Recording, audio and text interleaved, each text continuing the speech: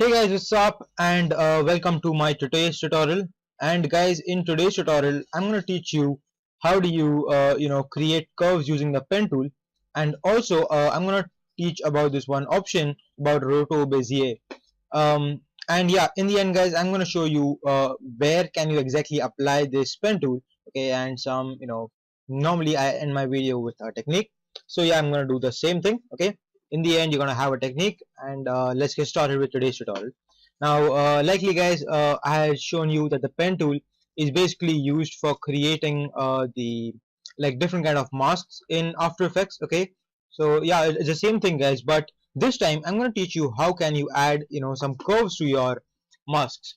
So and guys, it's very easy guys. Okay, but this may take some while to for you to get used to it, but once you have got used to it, it is seriously amazing. Okay, so it's just the same thing guys. Make sure that your one clip or the layer on which you want the mask to be created is selected, okay, in the timeline panel, and then you can just go ahead and start clicking for creating these nodes. And this time guys, okay, once you have started with clicking, the first click is gonna start creating the first, like it's gonna start creating the mask. But the second click, people, okay, instead of just letting go right now, what you can do is you can just click and drag, and you will see guys that you have started to create some curves. Now I'm gonna give you guys some tips. Okay, I'm gonna explain more about these nodes and about these curves, okay, later in my video. So let's just right now guys just go ahead and see that what all can you do. So, and as you can see guys, okay, the rules are pretty much the same. If you want to complete your mask, just come back to the place where you had started creating your mask, and you will again get that circle kind of a thing. I'm gonna zoom into my video right now, and as you can see guys, I think it's not that clear, but as you can see people, you can see that that the pen tool has a small zero or a small circle on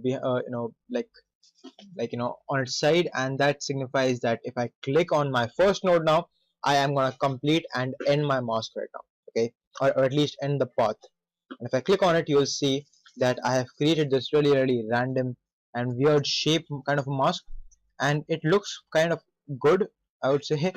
And guys, yeah, once again, if you want to again go ahead and modify this path or this mask you have created, all you can do is, like, all you have to do is you can just change to your selection tool. Okay, and the shortcut is the letter V on the keyboard. It automatically jumps to the selection tool, and you can just click on any one of the nodes, and you can just change the properties. Okay, as in you can just free, as a free form, you can just move it anywhere you want.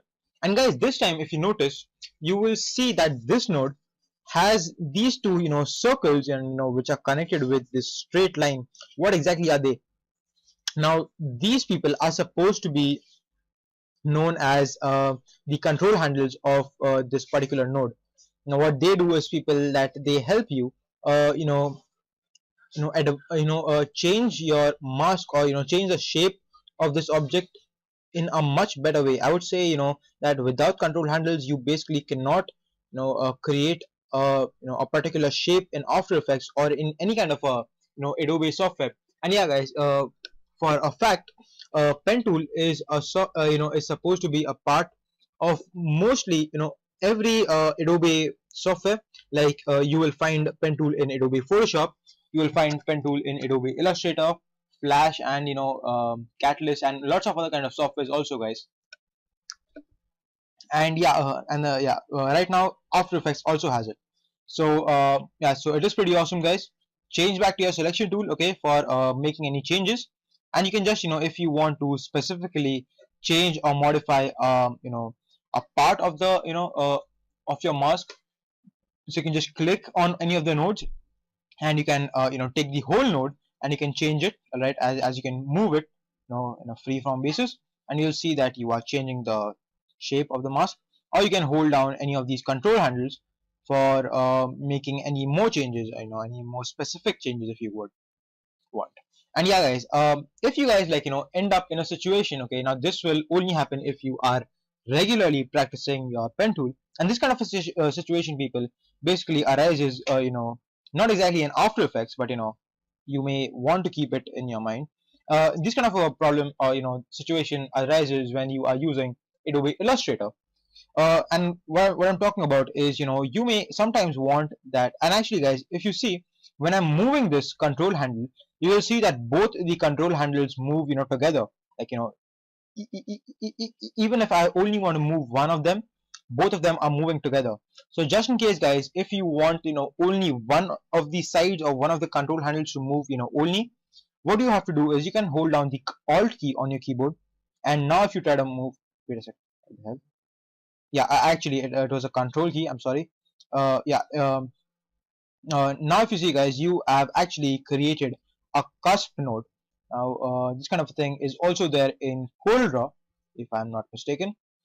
You can just actually, there's a property bar, if you have to click on it, and then you can change the nodes to a cusp node. This kind of thing is really awesome and important. Okay, just hold on your control key, and then you can even let go of it, okay, if you would want, and you can still make some awesome changes. And yeah, there is the pen tool. Now now let's go and understand. Okay, so that was my basic explanation for creating curves in pen tool. And yeah guys, if you feel like if you want to add some nodes, you can just use a pen tool once again, and you can just hold down the shift key. And actually guys, you don't even need to do that, because if you do if you just come to this path, okay, you will see that the pen tool changes its like that you get a plus sign on your pen tool, meaning that you can add a node to it, add a node to the path, to the outline, or to the shape, and you will be good. And yeah guys, if you want to delete any of the nodes, actually subtract the node from your selection, or from your path or your outline, you can just hold on the control key. That temporarily activates the delete, this tool, delete vertex tool. And actually, wait a sec, let me get rid of, oops, control Z.